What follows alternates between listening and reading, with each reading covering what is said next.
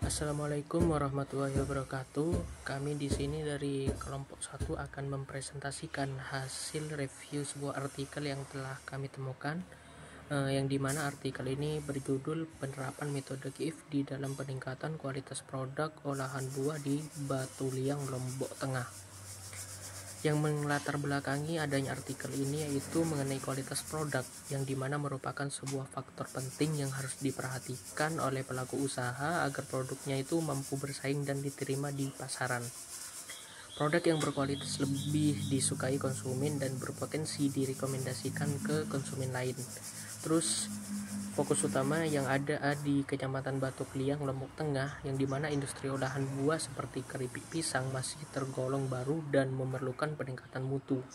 Sehingga untuk itu digunakanlah sebuah metode Quality Function Development atau yang lebih kita kenal dengan istilah QFD, yang dengan pendekatan yang mampu mengutamakan suara konsumen atau voice of customer untuk merancang produk sesuai kebutuhan pasar.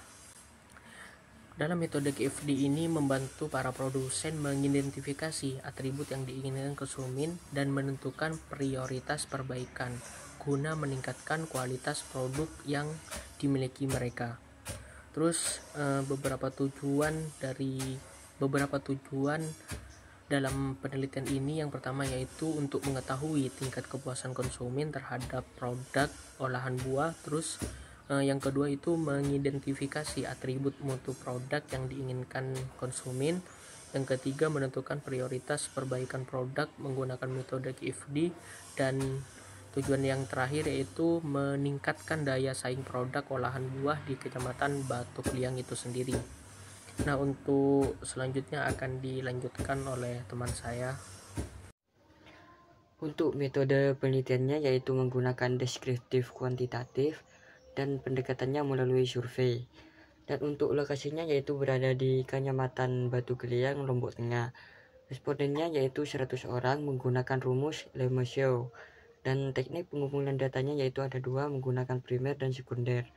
Dan untuk yang primer itu menggunakan kuesioner dan wawancara secara langsung. Dan untuk yang sekunder yaitu melalui data dari instansi pemerintah.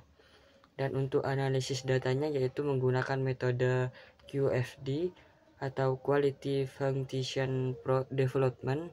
Dan yang kedua yaitu Metric House of Quality atau HOQ. Baik, untuk selanjutnya dilanjut oleh saya yaitu proses analisis data. Di penelitian ini menggunakan 4 proses analisis data atau 4 langkah proses analisis data.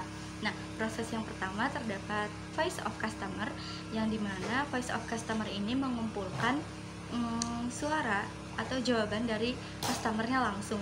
Nah, atribut yang ditanyakan berupa rasa, kemasan, dan harga. Dipilih 10 atribut yang terpenting dari 13 atribut. Kemudian untuk langkah yang kedua yaitu analisis kepuasan konsumen. Nah, setelah voice of customer itu didapat, kemudian dilanjut dengan analisis kepuasan konsumen itu. Di analisis kepuasan konsumen ini menghasilkan dua hasil. Yang pertama, atribut dengan kepuasan tinggi dan atribut dengan kepuasan rendah. Nah, atribut dengan kepuasan tinggi ini tanpa pengawet dan harga sesuai, yang berarti konsumen itu puas dengan layanan tersebut. Kemudian yang atribut dengan kepuasan rendahnya itu ada label halal dan izin Depkes, yang artinya konsumen kurang puas terhadap label halal dan izin Depkes yang di produk grup keripik pisang penelitian tersebut. Nah, proses yang ketiga terdapat identifikasi respon teknis. Nah, terdapat 5 tindakan utama oleh produsen yaitu kualitas pisang, bahan baku, rasa, pemasaran, dan kemasan. Nah, di proses identifikasi respon teknis ini berkaitan langsung terhadap konsumennya.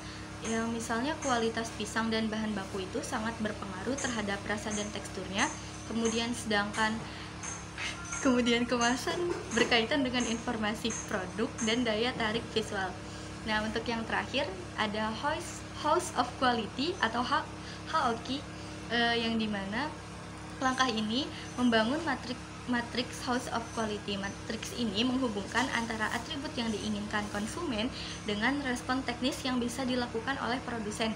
Nah, hubungan ini dinilai menggunakan 3 simbol, ada kuat, sedang, dan lemah. Kemudian hasil dari House of Quality ini menunjukkan bahwa respon teknis yang paling berpengaruh dan harus diperhatikan atau di prioritas perbaikan terdapat bahan baku, rasa, pemasaran, kualitas pisang, dan kemasan. Nah, artinya untuk meningkatkan kualitas produk, produsen harus fokus terlebih dahulu pada 3 aspek tersebut karena memiliki pengaruh paling besar terhadap kepuasan konsumen.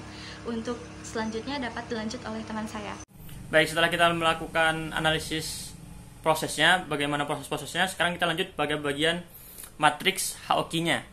Nah, di sini tuh merupakan sebuah kolom ya, yang mana di kiri itu ada bagian konsumennya atau apa yang diinginkan konsumen, sedangkan untuk bagian yang kolom-kolom itu di atas itu merupakan atribut yang bagaimana produsen ini bisa memperbaiki gitu.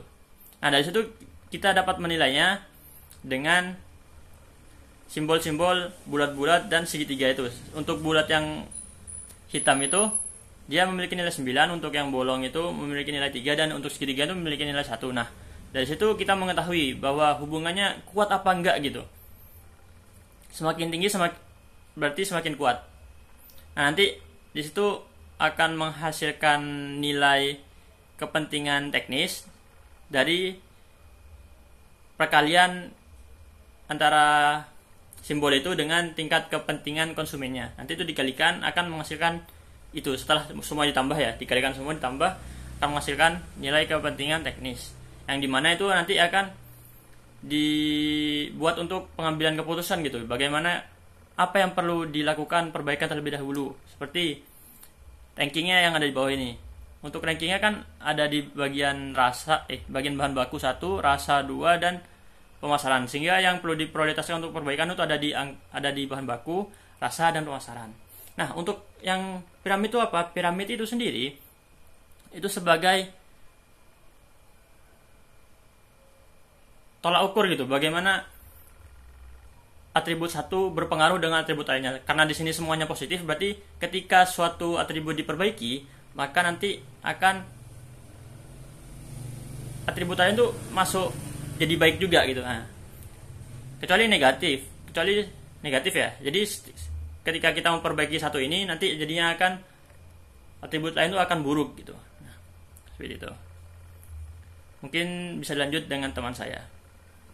Di sini saya akan melanjutkan dari teman saya. Kesimpulan yaitu penelitian ini berhasil menerapkan metode Quality Function Development (QFD) untuk meningkatkan kualitas produk olahan buah keripik pisang. Dan hasil analisis menunjukkan bahwa atribut label halal dan izin Labkas masih kurang memuaskan, sedangkan untuk atribut seperti tanpa pengawet sudah memenuhi harapan QFD.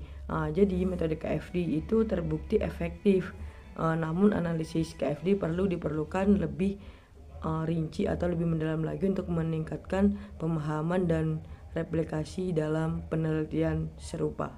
Terima kasih.